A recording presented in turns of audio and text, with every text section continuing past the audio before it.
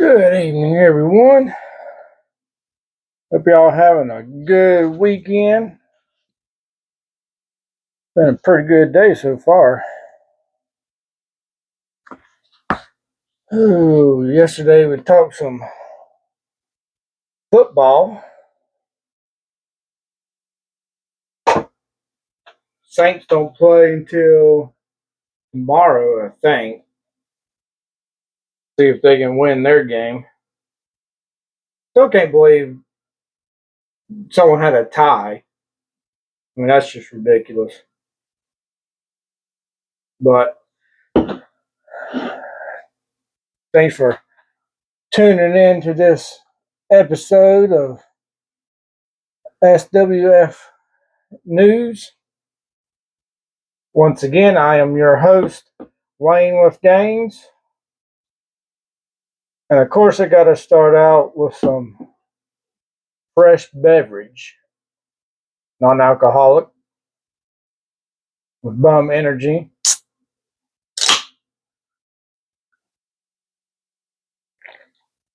Mm, some good stuff. Let's see. What's our first story of the day?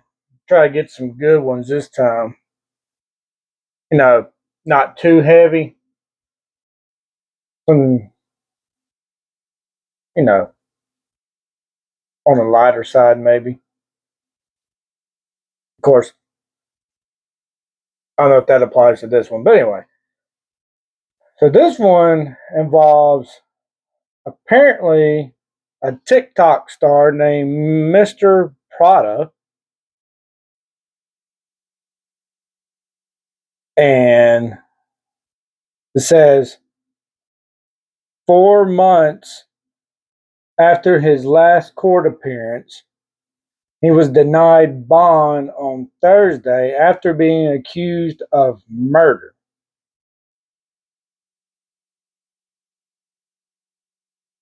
Says, see, he was arrested on first degree murder, relating and related charges, and William Nicholas Abraham's death last year.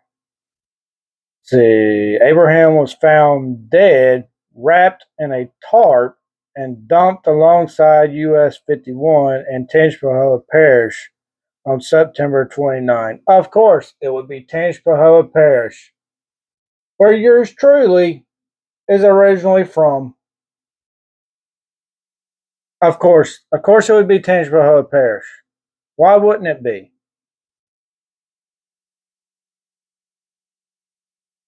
I want to know where in Tangipahoa Parish. Well, it says US 51 alongside the US 51, but I mean, that highway goes, I mean, pretty much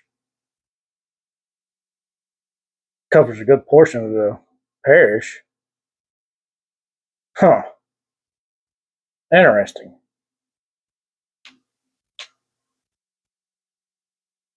You see, he was booked into the East Baton Rouge Parish Prison and was charged with second degree murder, but the charge was upgraded to first degree murder because of the victim's age. Oh, goodness. Sorry about the lighthearted part of the news I just said. Yeah. Louisiana law allows for first degree murder charges when victims are under 12 or over 65. Thursday, a judge denied his request for bail unless the judge gets new information for consideration.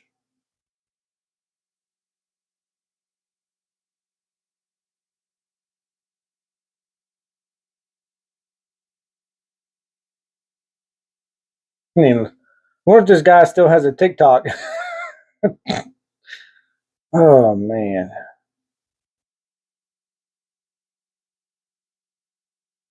Like, of course, it would be Tangipahoa Parish. Of course it would.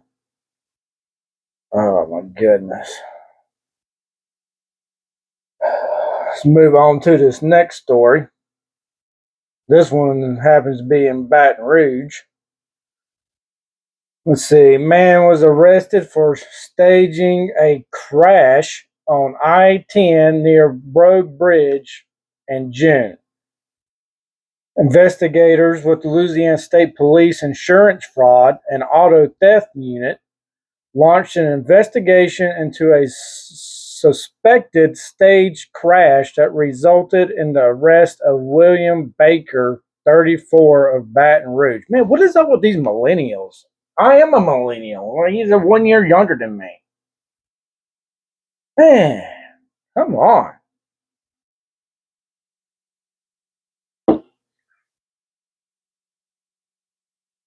Rise of the stage. I mean, I can't drive worth the flip. On Tuesday, investigators arrested and processed Baker into the St. Martin Parish Correctional Center on charges of staging of a motor vehicle crash, filing or maintaining false public records. See that officials responded to a crash on I-10 West.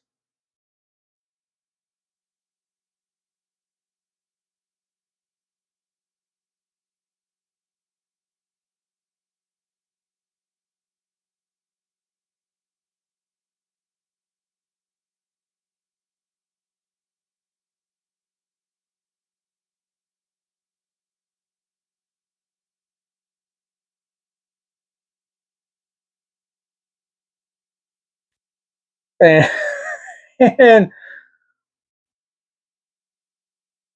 hold on a second.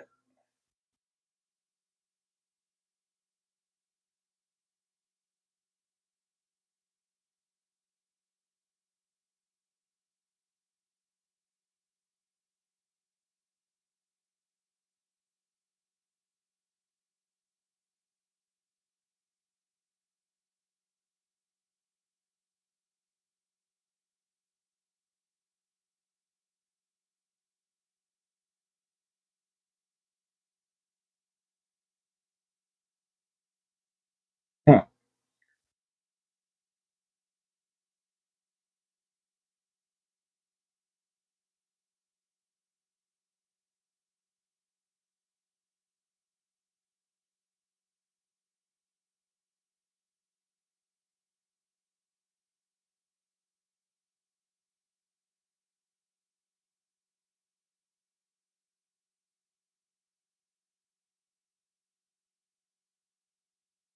Oh, here we go. The investigation began after officials responded to a crash on I-10 West on the Atchafalaya Basin Bridge near the intersection with LA 3177 on the morning of June 24. See, the crash involved a passenger vehicle driven by Baker and a commercial motor vehicle transporting, oh, good, great, transporting liquid nitrogen gas. They always hit the worst vehicles. Always. Let's see. Officials determined that Baker allegedly passed the CMV in the right lane of I-10, then intentionally straddled the center line and abruptly applied his brakes. Oh, yeah, here we go. Well, these people are some winners. Despite no vehicles being in front of him, this maneuver caused the CMV to strike the rear of Baker's vehicle, although the 18-wheeler's driver provided dash camera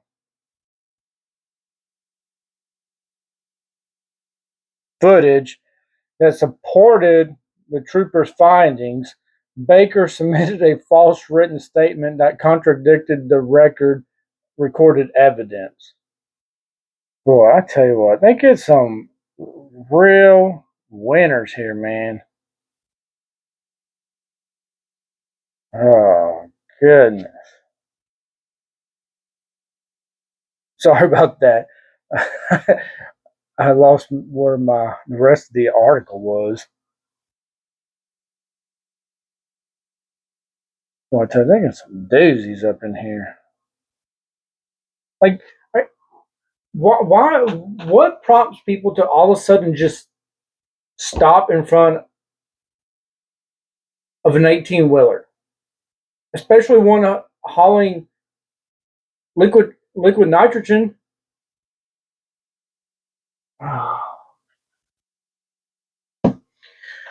Like, people, come on now.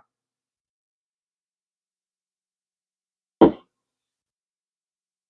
know the truckers are supposed to do everything they can to not cause a wreck, but when someone does that, like, what do you do? Veer off, plow off into the bridge, or hit him from behind and hope nothing terribly goes wrong? People these days.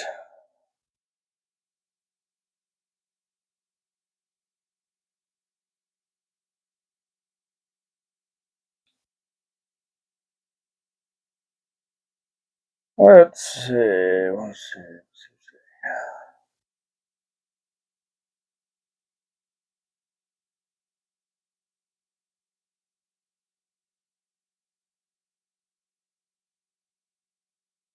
See, our next story here brings us to the good old state of Florida. Oh, yes, indeed. You know,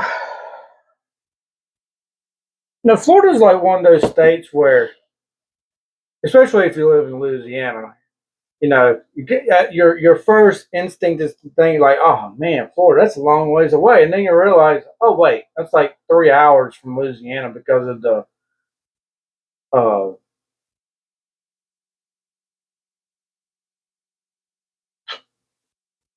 Panhandle part. You're like, oh wait, no, Florida's just right over there. You can drive that in a day's time. But you like, there's like different feels of Florida for sure. It's like the top part's like redneck, middle parts,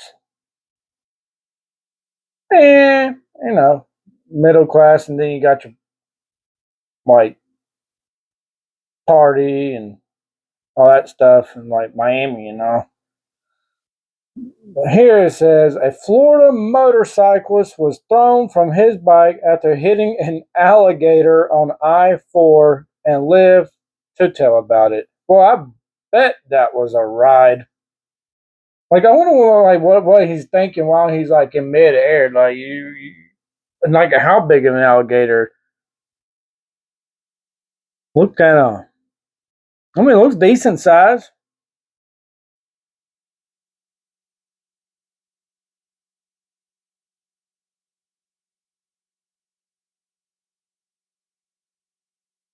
See if they say how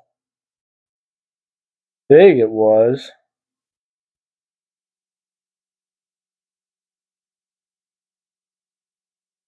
I don't think they say. It says a group of motorcyclists were riding together when two of them collided. Oh, two of them collided with the reptile, while one rider had.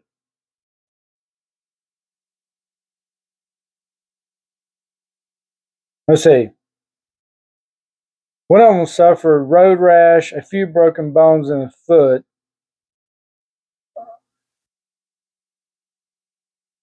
but that was about it for him. One other rider got seriously injured. Let's see. Gilmore, one of the riders, thought the object in the road was a blown tire from a semi truck. I wouldn't have hit that either. That would have been bad.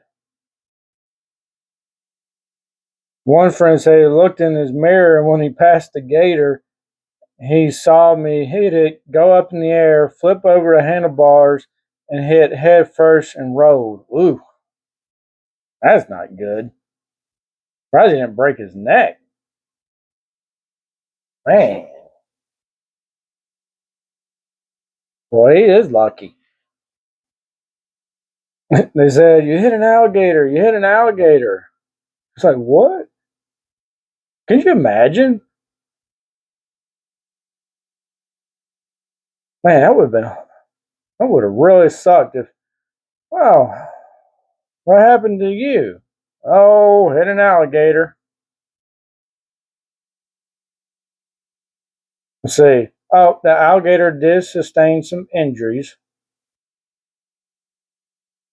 Well, hopefully he lived.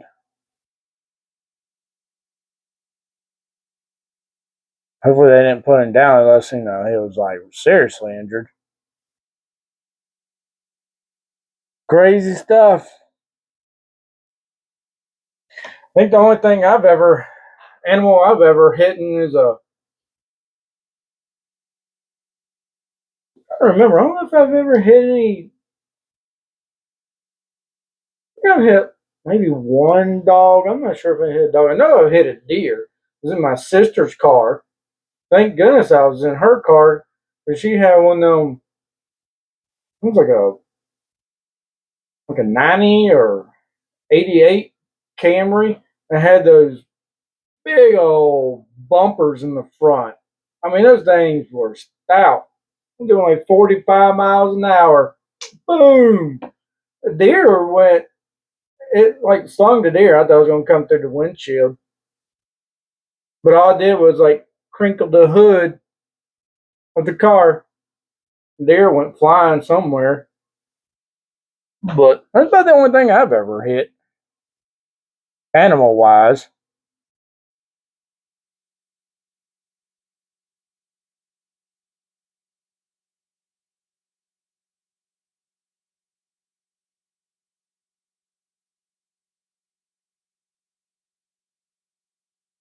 Let's see.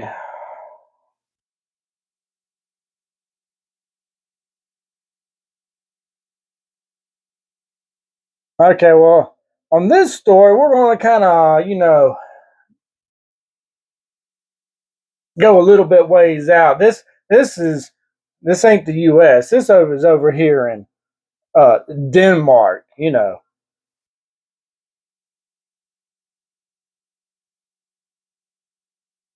I sure hope this ain't in the U or who knows? Who knows? It probably might happen already here. Who knows? It says a zoo in Denmark is asking for donations. Oh my goodness! Could you? Dude, apparently they don't have PETA over there. Which I'm surprised they're not already starting a war of this. They're asking for donations of small pets as food for predators. Wow. The Aalborg Zoo said it is trying to mimic the natural food chain of the animals housed there for this really for the sake of both animal welfare and professional integrity. Oh, professional integrity? What about the poor little animals? I mean, what are you going to have as a pet that's small? A cat? A dog? A hamster? A pet squirrel? I mean, what are we doing here? And what predators? I mean, are lions used to eating on a normal basis household pets? How is this recreating or to mimic the natural food chain? This is absurd.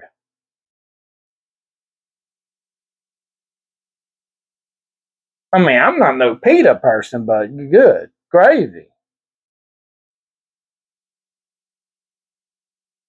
See, they explained in a Facebook post that if you have a healthy animal that wow, that needs to be given away for various reasons, feel free to donate it to us so we can have it killed. Oh, goodness. Wow. Maybe I should have gotten an alcoholic version one of these. Oh, here are some choices they give you. Let's see. Guinea pigs, rabbits, and chick. Oh, yeah, man, because I have seen so many documentaries of the Sahara out in Africa of lions just chasing after chickens. I mean, that is exactly what I think of. I mean, not a lion going after a baby zebra or something like that. I mean, yeah, at least you could offer them a donkey if you're going to give them a small animal. Like, what's a lion going to do with a guinea pig and a rabbit? You think a lion's going to waste his time going after a rabbit that's darting in and out like, no.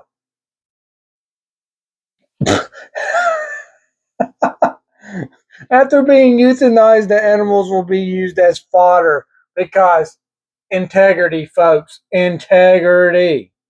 We got to keep this professional. Oh, my.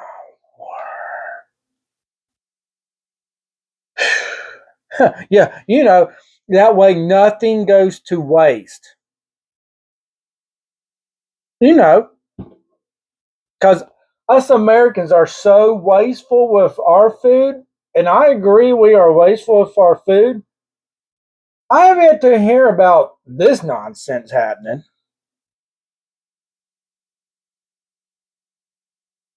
Oh, they ensure natural behavior, nutrition, and well being of our predators. Okay, so what about the prey?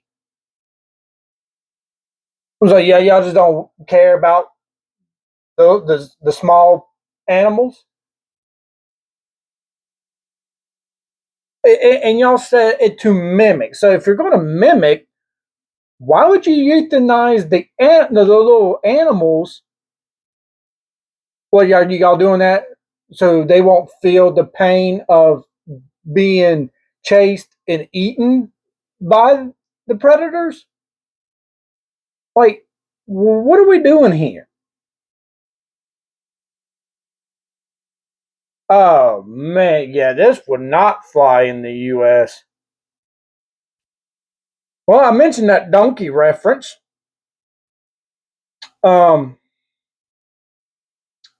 it says here the online call for pet donations is accompanied by a picture of a wildcat baring its teeth with its mouth wide open and a link to the zoo's website noting the facility is also interested,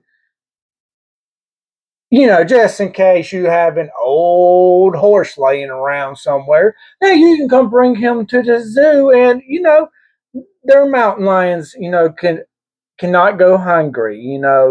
Do not want these cats going hungry. I mean, why can't you just go where they're from, catch some wild animals, some prey for them if you're going to do this? You're supposed to be mimicking what, because, they're wild animals too, right? So why would you not go to Africa, catch some wild prey, bring them back, let them go in the zoo, and let the predators run around and try to catch their prey and kill it like, they're naturally supposed to do according to y'all? My goodness.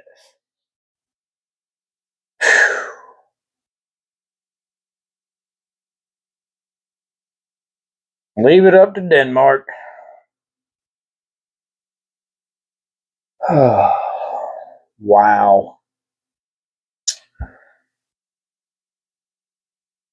Well, maybe I can resurrect this episode if that didn't scare your kids a little bit there. Let's see. Troopers chase pig across I-26 in Midlands.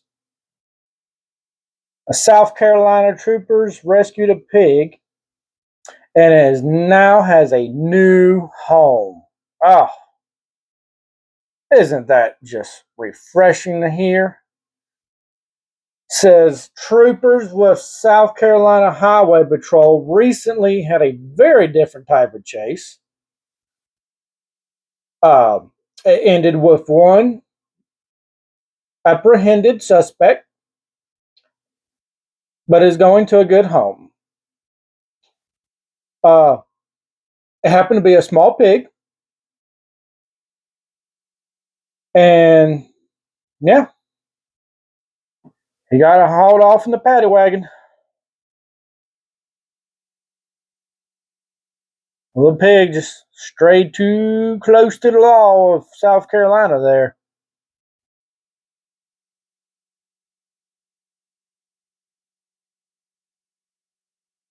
Poor little piggy. But hey, at least they apparently had not seen the article about, donating your house pets to the Denmark Zoo. That's a plus.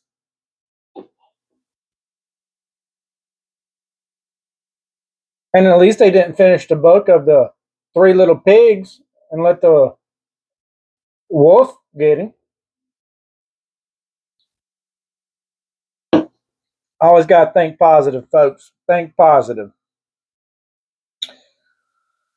Oh, man.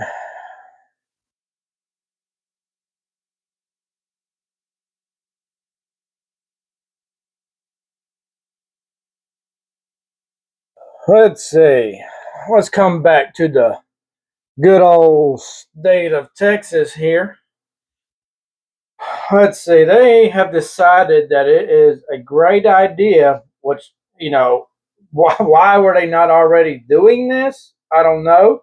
But apparently, Texas has now passed a law, HB 27, which will require the 2026 and 2027 freshman class to take a personal finance course as a graduation requirement focusing on real world money management skills like budgeting, credit, and investing, banking, and financial decisions making. Oh man, I'm surprised the colleges and stuff ain't come out and be like, oh no, no, no, no, no, no, no, no, no, we don't, nope, can't have that. We want clueless young adults making decisions on whether or not they want to go into 100 grand plus of debt. Oh man, woo, can't have this.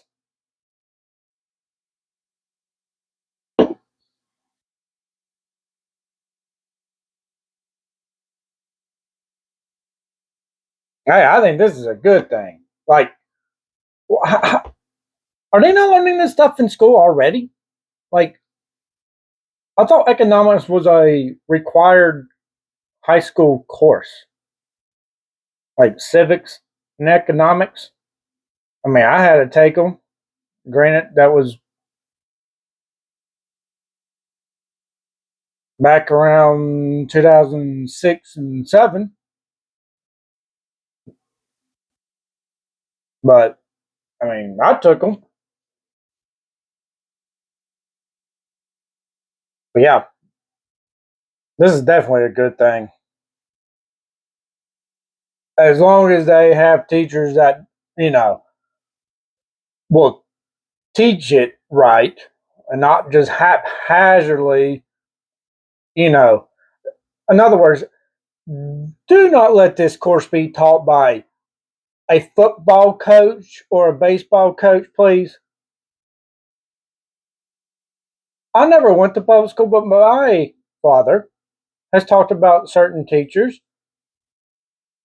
that were sports coaches, and let's just say the learning quality that you get from them sometimes is not up to the highest standards, you know, because sports.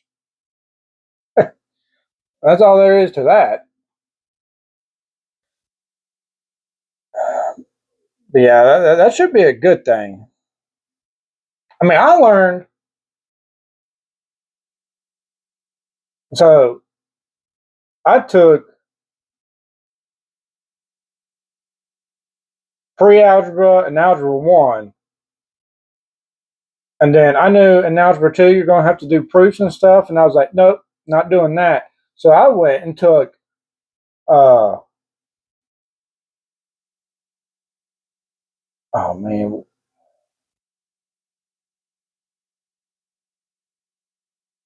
don't escape my mind. But I took two other courses, and they like covered like oh yeah, it was business math and consumer math. So like I had to learn like how to do my taxes, how to write checks, cashier's checks, all other kind of checks, like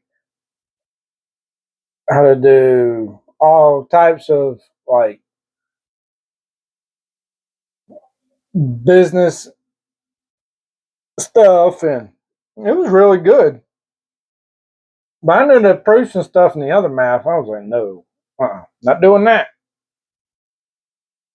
But yeah, I think that's a good idea. They should be learning that probably all throughout high school, so it'll be pounded in their head. And they should be taking it in college too.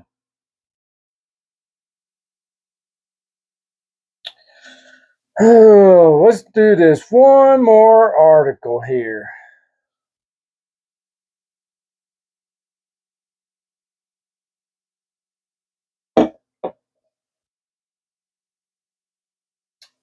Tell you this stuff's keeping me hydrated here. So for this last article, hot dog spill shuts down highway in Pennsylvania.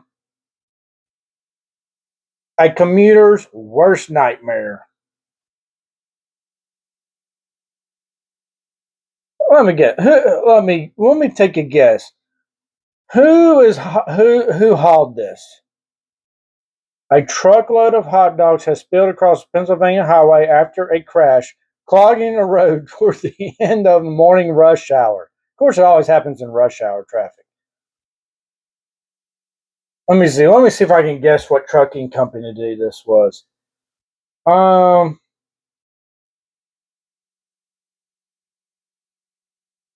it probably either Amazon,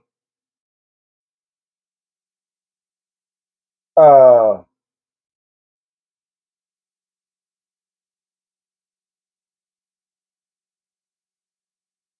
Ego, or Swifty. Oh, Swifty Swift. Best in crash over there. Let's see. Let's see which one it is. Or they probably won't even say. See, a truckload of hot dogs spilled across a Pennsylvania interstate Friday after a crash that briefly clogged a heavily traveled artery in both directions. I want to know what their idea of brief means. Crews were stuck with a job they did not relish. Oh my goodness! Was that supposed to be a pun right there? Relish, get it? Relish on hot dogs. Rolling up the scattered tube steaks. Okay, people, y'all getting a little liberal. Call them tube steaks. Or do not call a hot dog a steak. That's just mushed up whatever. Steaks for disposal. State police said the tractor trailer had an unspecified mechanical problem. Oh, they know what it was. Please, unspecified. Sure. On Interstate 83, a few miles north of the Maryland line, as morning rush hour was wrapping up, causing it to push into a passenger vehicle. When the truck scraped along a concrete divider, its trailer was ripped open and the contents scattered. Man, how fast was he going? 4 people required medical attention. They weren't life threatening. Let's see. They had to scoop up the hot dogs with a front end loader and then into a dump truck.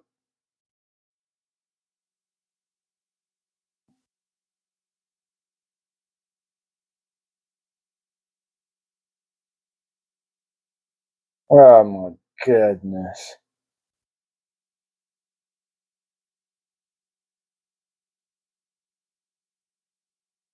Oh, and just by the way, for the record, it was ego. Yeah, there's a picture here. It was ego. I knew it was going to be the three. It had to be either Amazon Ego or Swifty Swift. Those are usually your main culprits. But at least that one, is just all about the old little slippery hot dogs. Well, I think that's a good note to end on this episode of SWF News. Hope y'all enjoy it. And if you do, subscribe, hit the bell for notification, comment, hit the like button, and I'll see y'all next time. And have a good evening and the rest of your weekend.